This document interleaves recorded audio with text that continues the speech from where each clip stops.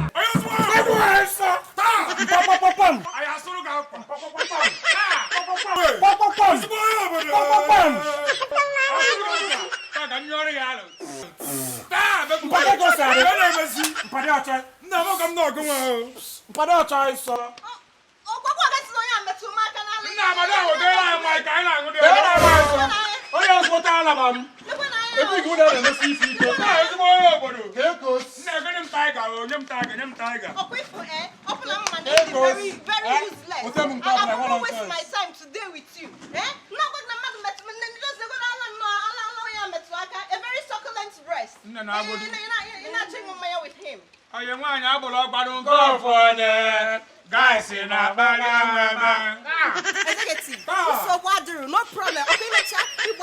You still come back and try here. So what do? I'll call you by then. Executive. Hey, you go. Each to go. Oh, my God. What's up, Mamma?